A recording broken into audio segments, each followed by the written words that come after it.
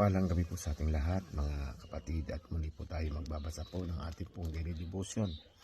Ang verse po na aking pong babasahin ay dito po sa Genesis 42 verse 1 to 3 po. At sinasabi nga po sa talatang ito, nagpunta sa Ehipto ang mga kapatid ni Jose.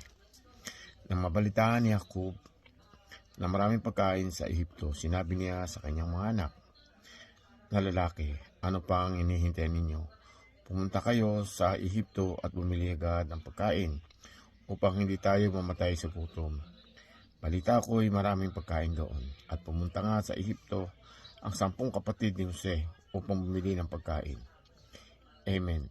Salamat po sa Panginoon sa pagbasa po ng kanyang banal na salita. Glory to God po. Mapagpalang gabi po sa ating lahat. Ang ibabahagi ko po ngayon ay makikita sa Genesis chapter 42 verses 4 to 6. Ito po ang nakasaad. Si Benjamin ang tunay na kapatid ni Jose at hindi na pinasama ni Jacob sa takot na may masamang mangyari sa kanya. Kasama ng ibang taga-Kanaan, lumakad ang mga anak ni Jacob upang bumili ng pagkain sapagkat laganap na ang tagutom sa buong Kanaan. Bilang gobernador ng Ehipto, si Jose ang nagbibinta ng pagkain sa mga tao, kaya't sa kanya pumunta ang kanyang mga kapatid. Paglapit ng mga ito, sila yumukod sa kanyang harapan. Ganito lang po. Purihin ang Panginoon. God bless. Magandang gabi po sa ating lahat. Ang aking ibabahagi po ngayon ay sa Genesis chapter 42 verse 7 hanggang 9. Nakilala agad ni Jose ang mga kapatid niya, ngunit hindi siya nagpahalata. Taga saan kayo? Babagsik niyang tanong. Taga Kanaan po, naparito po kami upang bumili ng pagkain, tugon nila. Nakilala nga ni Jose ang kanyang mga kapatid, ngunit hindi siya namukhaan ng mga ito. Naalala niya ang kanyang mga panaginip tungkol sa kanila. Kaya't sinabi niya, kayo'y mga espiya at nagparito kayo upang makita ang kahinaan ng aming bansa, hindi ba? Amen. Magandang araw po sa lahat. Ang babasahin ko po ay makikita sa Genesis 42 verse 10 to 12. Hindi po, kami po mga lingkod ninyo bumibili lamang ng pagkain. Magkakapatid po kami at kami mga taong tapat. Hindi po kami mga espiya. Hindi ako naniniwala, sabi ni Jose. Naparito kayo upang alamin ang kahinaan ng aming bansa. Yun lang po, purihin ng Diyos.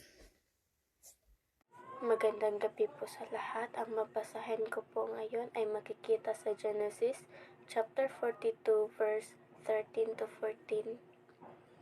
Kaya't nagmakaawa sila. Ginoong, kami po'y 12 magkakapatid. Nasa Kanaan po ang aming ama. Pinaiwan po ang bunso naming kapatid. Ang isa po na may patay na. Sinabi ni Jose, tulad ng sinabi ko, kayo'y mga espesyal. Amen. Magandang umaga po sa inyo lahat. Ang isi-share ko po ngayon, Genesis chapter 42 verse 15 to 16. At isinusumpa kong sa ngalan ng Paraon, hindi kayo makakalis hanggang hindi ninyo dinadala rito ang iyong bunsong kapatid.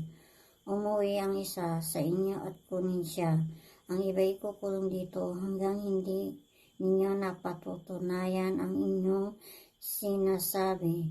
Kung hindi, mga espiya nga kayo. Amen. Muli po, ako po'y magbabasa po uli ng dito po dahil si Mrs. po ay may ginagawa. Ibabasa ko po siya sa kanya pong naka-assign pong verse. Ang kanya po ay sa Genesis chapter 42 verse 17 to 19. At sinasabi nga po dito sa talatang ito, 3 araw niyang ikinulong ang kanyang mga kapatid.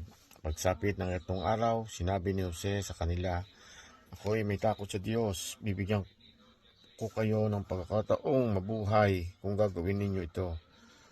Kung talagang nagsasabi kayo ng totoo, isa lamang sa inyo ang ibibilanggo Ang iba'y makakaalis na at maaari nang iuwi ang pagkain binili ninyo para sa inyong mga pamilya. Amen. Salamat po sa pagbasa ng banal na salita. Glory to God po. Ito po ay para kay Mrs. Salamat po.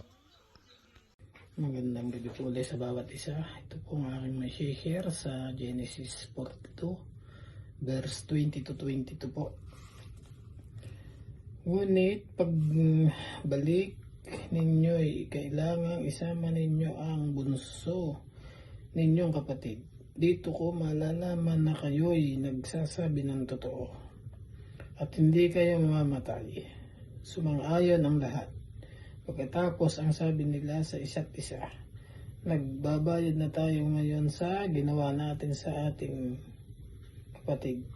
Makikita natin ang paghihirap ng kanyang kalooban noon, ngunit hindi natin pinansin ang kanyang pagmamakaawa. Kaya tayo naman ngayon ang nasa kagipitan. Yan na nga ba ang sinasabi ko? Sabi ni Robin. Nakiusap ako sa inyong huwag saktan ang bata. Ngunit hindi kayo nakinig. Ngayon, pinagbabayad tayo sa kanyang kamatayan. Amen po. Salamat po ulit sa bawat isa. Ngayon babasahin ko po Genesis chapter 42 verse 23 to 29. At hindi nila nalalaman na sila ay pinakinggan ni Jose sapagkat may tagapagpaliwanag sa kanila. At siya ay humiwalay sa kanila at umiyak at siya ay bumalik sa kanila. At sila ay kinausap at kinuha sa kanila si Simeon at siya ay tinalian sa harap ng kanilang mga mata. Nang magkagayoy ipinagutos ni Jose na punuin ang kanilang mga bayong ng trigo at ibalik ang salapi ng bawat isa sa kaniyang bayong at sila'y bigyan ng mababaon sa daan at ginawa sa kanilang gayon at kanilang pinasanan ng trigo ang kanilang mga asno at sila'y yumaon mula roon. At pagbubukas ng isa ng kaniyang bayong upang bigyan ng pagkain ang kaniyang asno sa tuluyan, ay nakita niya ang kaniyang salapi at narito nasa labi ng kaniyang bayong. At sinabi niya sa kaniyang mga kapatid, ang salapi ko ay nasauli at narito nasa aking bayong.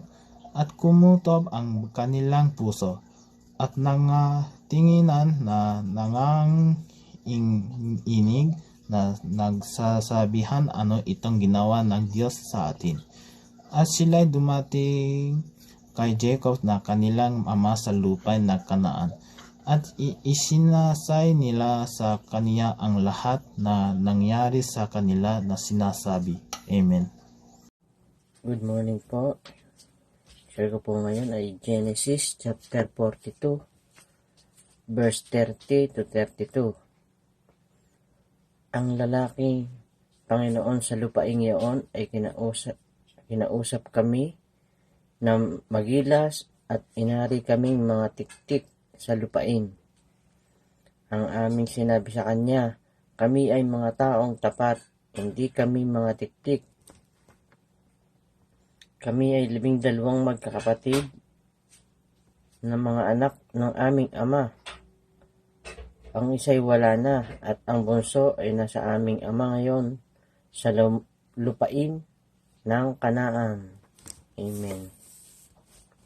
Isang mapagpalang gabi po sa ating lahat. Para po sa ating devotion, gusto ko pong ibahagi sa inyo ang Genesis chapter 42 verses 33 to 35.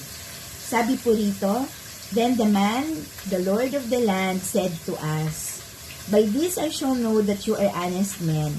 Leave one of your brothers with me, and take grain for the famine of your households, and go your way. Bring your youngest brother to me. Then I shall know that you are not spies, but honest men, and I will deliver your brother to you, and you shall trade in the land.